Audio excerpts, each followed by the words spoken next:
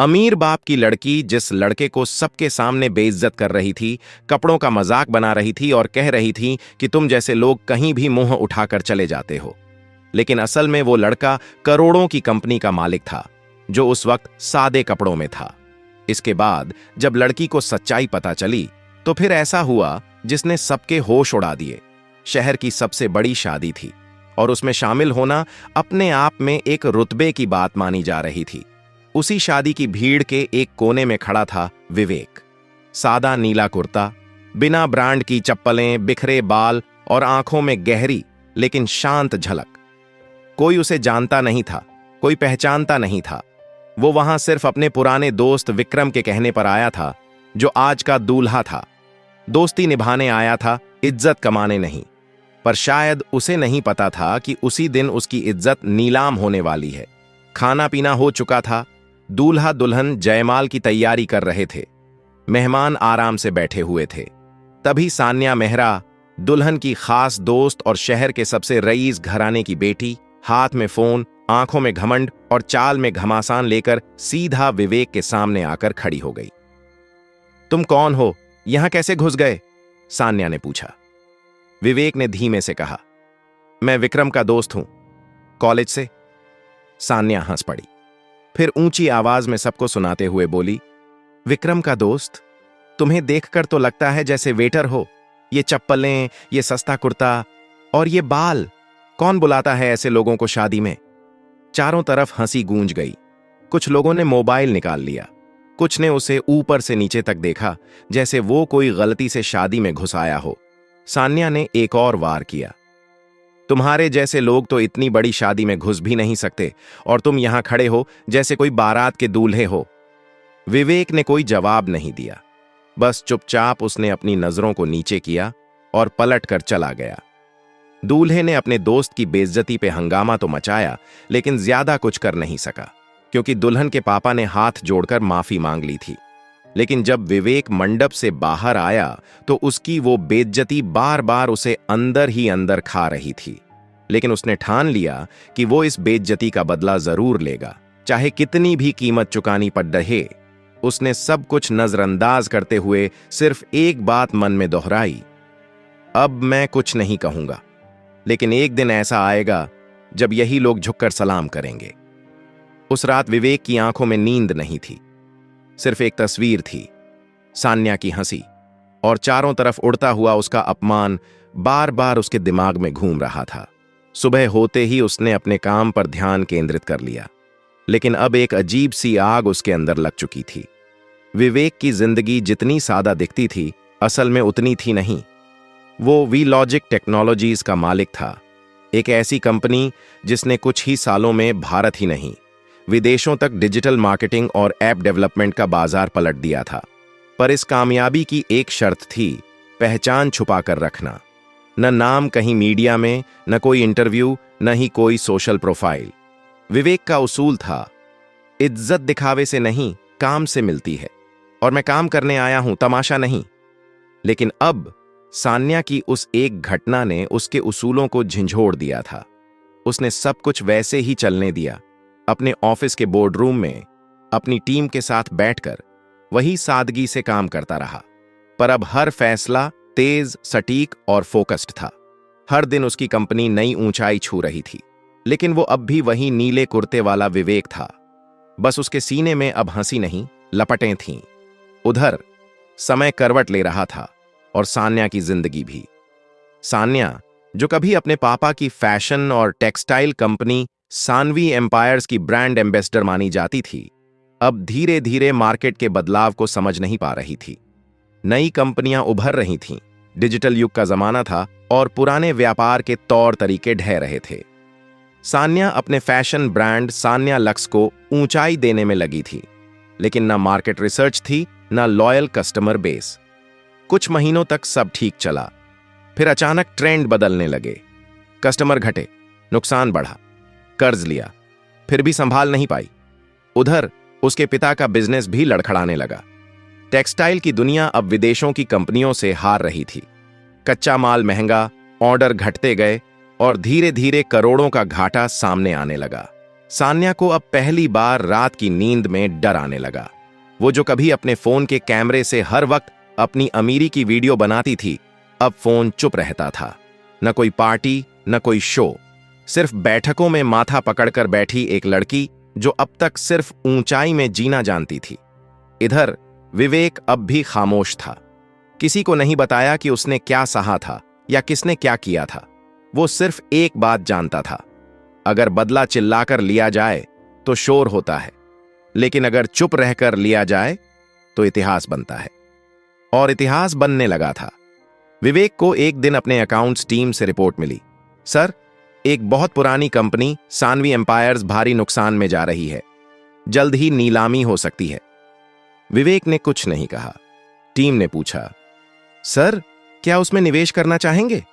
विवेक ने मुस्कुराकर जवाब दिया, नहीं, बस बोली वाले दिन मुझे वहां बुला लेना। सान्या मेहरा अब जब आईने में खुद को देखती थी तो पहचान नहीं पाती थी। न वो चमकती आंखें बची थीं, न वो दंभ से भरी मुस्कान, और न ही वो ऊंची आवाज जिसमें दुनिया को नीचा दिखाने की ताकत थी। कभी जो ब्रांड सान्या लक्स लोगों की जुबान पर था, आज वही नाम कोर्ट नोटिसों, बैंक रिकवरी कॉल्स और बंद दरवाजों की लिस्ट में सबसे ऊपर था। उसके फोन की हर कॉल में डर होता था कि कहीं फिर कोई ईएमआई मिस तो नहीं हो गई। वो अपने पापा रमेश मेहरा के पास बैठती, उनकी थकी आंखों को देखती और सोचती कि जब पैसा जाता है तो सिर्फ चीजें नहीं जाती, इंसान का सुख चैन भी चला जाता है। सान्या की हालत देखकर उनके दोस्त और रिश्तेदार धीरे धीरे दूर होते चले गए। शायद इसलिए भी क्योंकि उन्हें भी लगने लगा था कि यह बर्बादी सिर्फ शुरुआत है। और उधर हालात एक और इशारा कर रहे थे। बैंक और कर्जदाता अब सानवी एम्पायर्स की पूरी प्रॉपर्टी और ब्रांड को नीलामी में डालने की तैयारी कर रहे थे। कंपनी जो एक दौर में करोड़ों का टर्नओवर करती थी, आज औकात में ही नहीं, नीलामी की लिस्ट में आ चुकी थी। रमेश मेहरा ने बैठकों में अपनी इज्जत बेच दी। कई कारोबारियों से हाथ जोड़कर कहा, बस एक बार कंपनी बचा लो, मैं ब्याज समेत लौटा दूंगा। लेकिन सबकी आंखों में वही जवाब था, अब आपका समय चला गया है भाई साहब। सान्या अब घर में बैठकर पुराने एल्बम देखती थी। तस्वीरें, शादियां, पार्टीज, सब कुछ जैसे किसी और की जिंदगी लगती थी। इसी बिखरती हुई दुनिया में एक अजीब बात बार बार उनके कानों में पड़ने लगी। नीलामी में कोई बड़ा खिलाड़ी आ रहा है, कोई ऐसा जो चुपचाप चाल खेलता है। नाम नहीं पता, लेकिन सुना है उसने पहले भी कई डूबती कंपनियां खरीदी हैं। सान्या के दिल में डर बैठने लगा, क्योंकि अब वो देख पा रही थी, जिस दिन से उसने विवेक को सबके सामने जलील किया था, उसके बाद हर चीज मानो उलटी चल रही थी।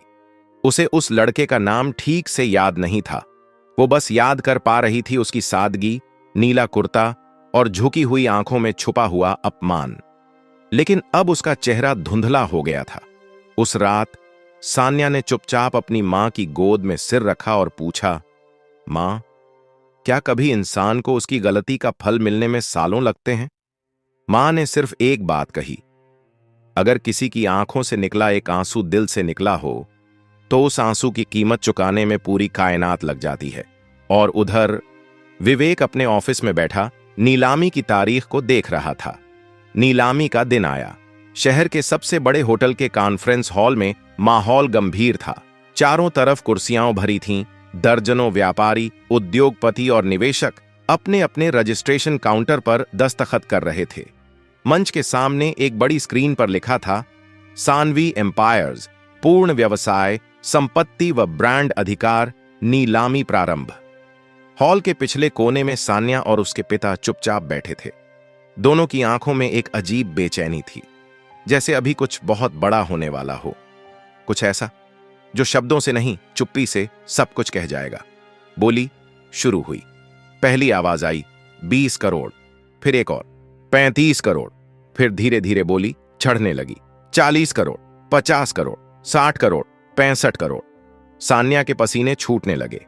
रमेश मेहरा की उंगलियां आपस में बंध गईं। हर बोली के साथ एक सपना गिर रहा था, एक दीवार ढह रही थी। तभी मंच पर खड़ा अधिकारी बोला, क्या कोई इससे ऊंची बोली लगाना चाहता है?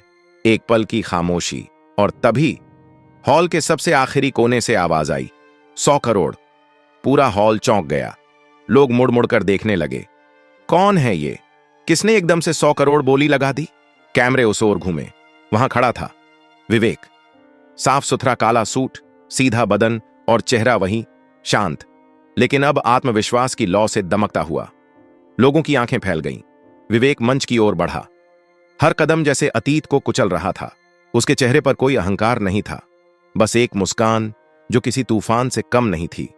वो मंच पर पहुंचा, माइक उठाया और सिर्फ एक लाइन बोली, मैं वही आदमी हूं जिसे एक शादी में सबके सामने वेटर कहा गया था, क्योंकि मेरा कुर्ता महंगा नहीं था।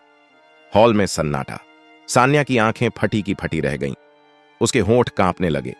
उसके पिता की सांस रुक सी गई। विवेक ने माइक नीचे रखा, फिर बोली कि दस्तावेज पर दस्तखत किए। सानवी एम्पायर्स अब विवेक की हो चुकी थी। सामने स्क्रीन पर लिखा था, बिक चुका है 100 करोड़ में। तभी एक पत्रकार दौड़ता हुआ आया। सर, आप पहले कभी इस इंडस्ट्री में नहीं थे, आपने इस कंपनी को क्यों खरीदा? विवेक की मुस्कान गहरी हो गई। उसने कैमरे की ओर देखा और कहा, कुछ कंपनियां पैसा कमाने के लिए खरीदी जाती हैं, कुछ इसलिए खरीदी जाती हैं ताकि दुनिया को याद रहे। जिसे तुमने कुछ नहीं समझा था, वही तुम्हारी बोली लगाकर तुम्हें चुप करवा सकता है। सान्या वहां बैठी रही, पत्थर सी। चेहरे से रंग उड़ चुका था, होंठ सूखे थे, आंखों में आंसू थे, लेकिन वो रो भी नहीं पा रही थी। उसके सामने मंच पर खड़ा व्यक्ति वही था जिसे उसने एक शादी में सबके सामने जलील किया था। वही विवेक अब 100 करोड़ की बोली लगाकर उसकी पूरी दुनिया खरीद चुका था। लोग धीरे धीरे उठकर जा रहे थे, लेकिन सान्या अपनी जगह तक हिल भी नहीं सकी। उसके पिता सिर झुकाए बाहर निकल चुके थे। शायद दुनिया की सबसे बड़ी हार वो झेल चुके थे। कुछ देर बाद हॉल खाली हुआ। सान्या चुपचाप उठी, कांपते हुए कदमों से विवेक की ओर बढ़ी। वो अब अकेला खड़ा था, अपने दस्तावेज साइन करवा रहा था।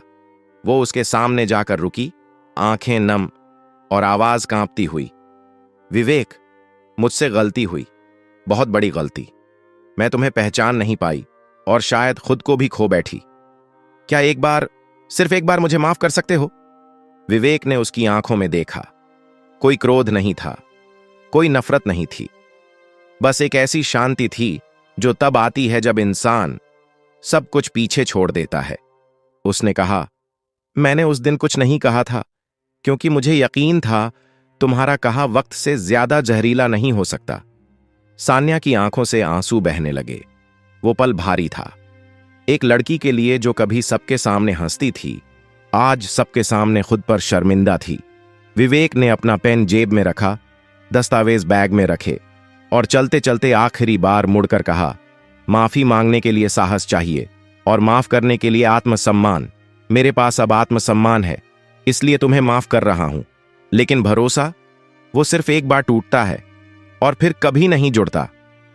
सान्या वहीं जमीन पर बैठ गई। लोग लौट चुके थे, लाइटें बंद हो रही थीं और उसकी आंखों में अब सिर्फ एक तस्वीर बची थी, नीला कुर्ता, सादा चेहरा और वो चुप्पी जो सबसे ऊंची बोली में बदल गई थी।